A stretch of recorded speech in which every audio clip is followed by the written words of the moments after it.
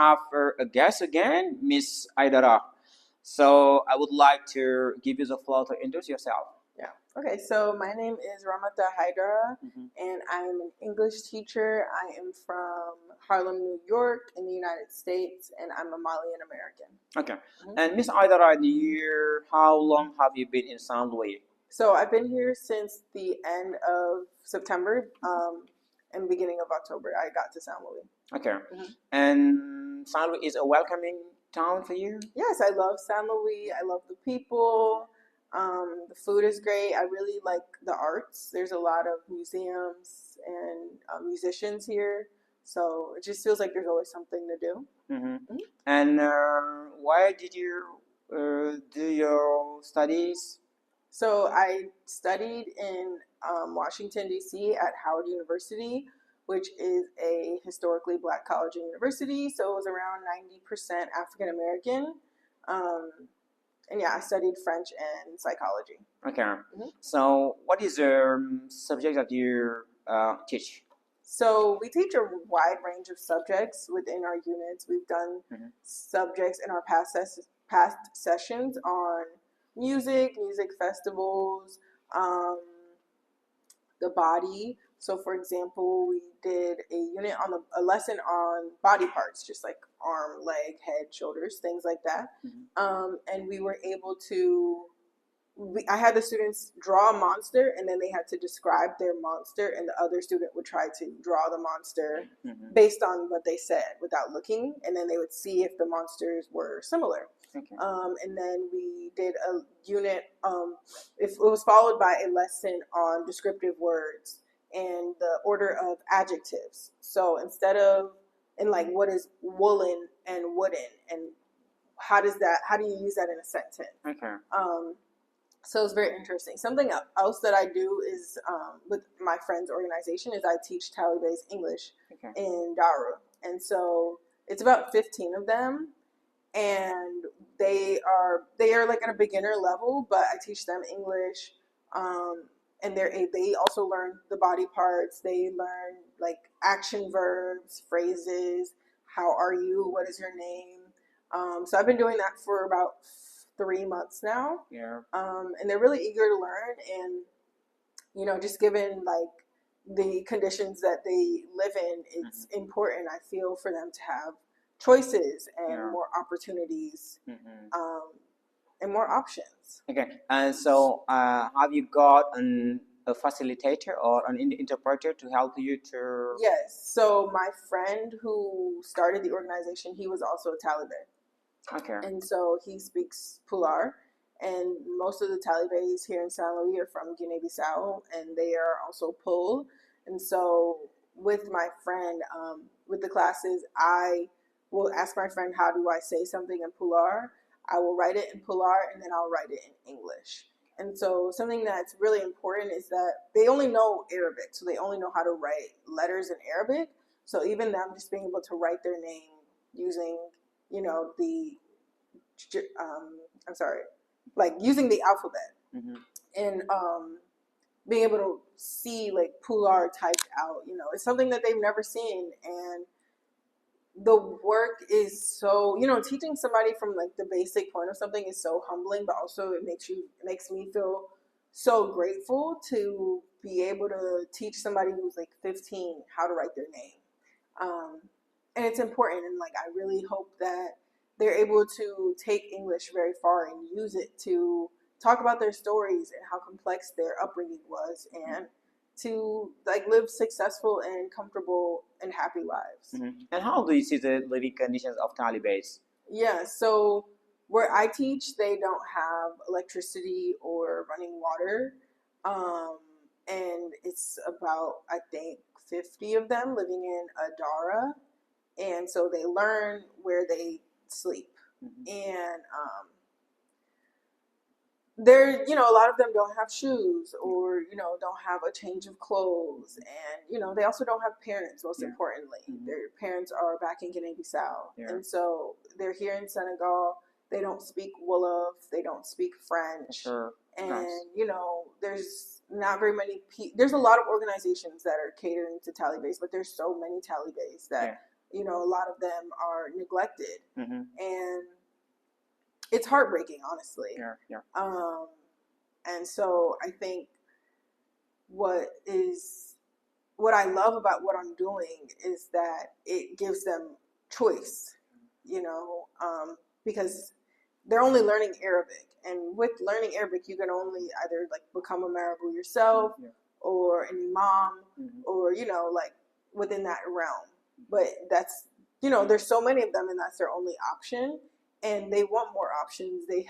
Some of them have phones, and they see what's online. They see what other kids their age are doing. They can even go outside and see what other kids are doing, and have access to. And so, why not them?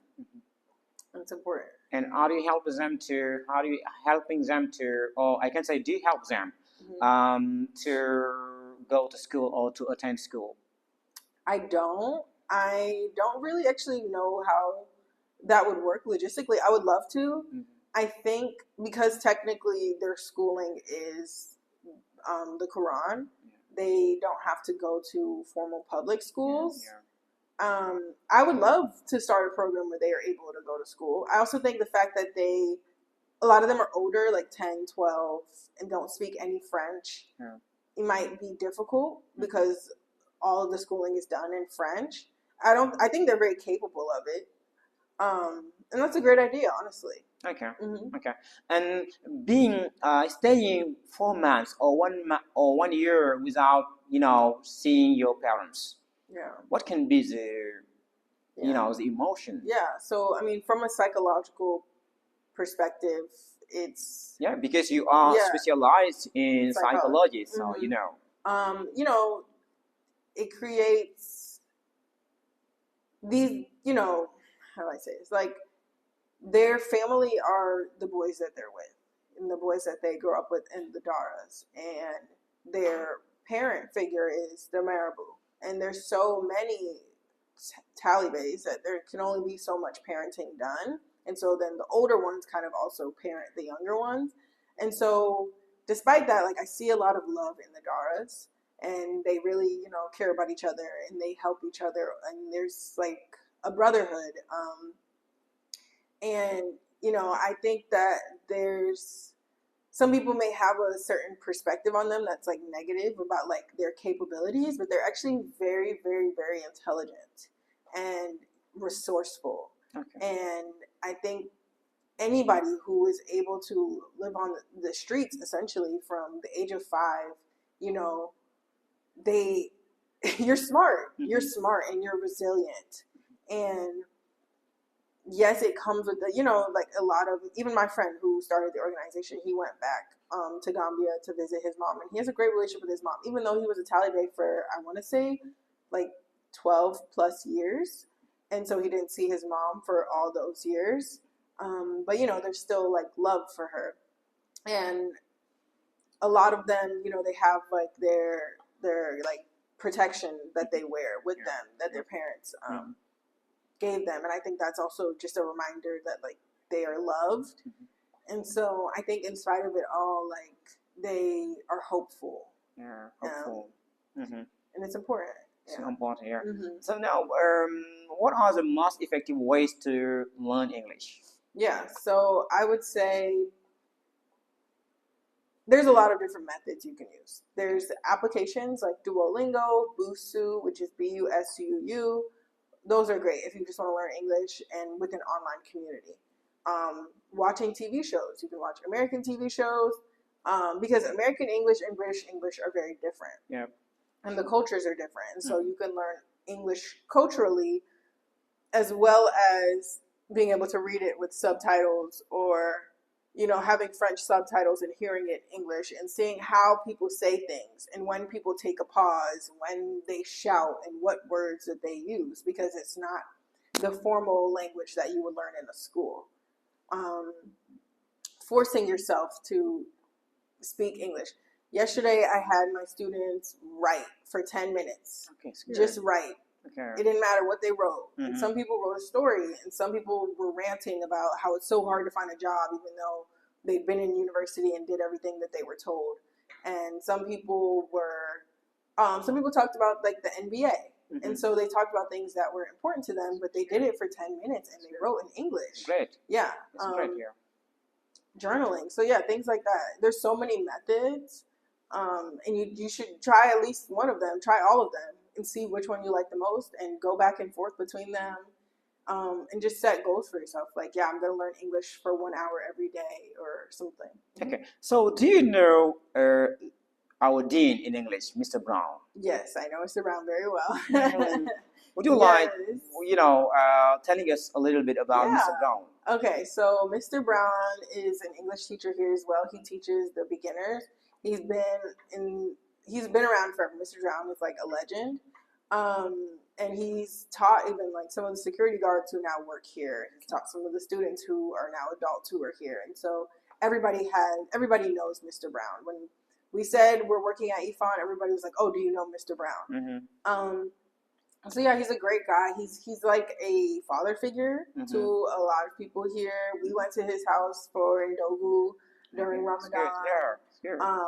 Yeah, he's also, his office is where the book club is at the high school, and so sometimes we'll go there and work with the students. Yeah, Mr. Brown, like, he has his fingers in all the English learning around here. Even at the university, he's now started doing classes, even though he's supposed to be retired. So, okay. So, Mr. Brown is a great man. I can say he's a founding father of English in St. Louis. I can say that because he's known everywhere. He's known everywhere. So, since you mentioned the name of Mr. Brown, so now we can say that Mr. Brown is helping people, or has been helping people for many years, and he was a former teacher of my former teacher. Wow. Yeah, I can say that. He was a former teacher of my former teacher. But he's is not only is a teacher, but also I can say he's a father of me. He's a father for me because he's giving me some piece of advice. He's sometimes when he stays 1 month without seeing me, he calls me or he rings me. It means he's a great man, so he's very sociable for people. And now, what's your message to English lovers, to the Senegalese government for this broadcast in English? What's your message? Because I need some support. So support English learning. I think it's important for globalization. I think it's important for the African diaspora because there's so many Black Americans who, want to reconnect with Africa. And being able to have a common language is important because a lot of Americans don't speak French, but everybody speaks English. And so at the very least, we can connect on that. And I don't know, I just think that we can use language to foster community. And community building is very important. Very important. Okay. Thanks for being with us. And now we have come again to the end of our broadcast. And I get a message to some English lovers who are Senegalese people. The first is Chonya. Mr. Chonya, I need your support and I want to invite you, or to welcome you to this English broadcast. Miss or Mrs. Amisar Fang, we need also your support. I would be very grateful. I would be very joyful, I can say, very happy, very glad to welcome you in this English broadcast. And we have a lot of English teachers. Mr. Brown, you are part of it. And I don't know, we have a lot of teachers here. And we need also the support of the president, Mr. Diomaye Faye and Usman Sonko. And even the help of the Minister of Education, Mr. Mamba Girassi, the Minister of Education. I will be very glad, very happy to, being welcomed by you. I can say that. So thank you for watching us, and catch up.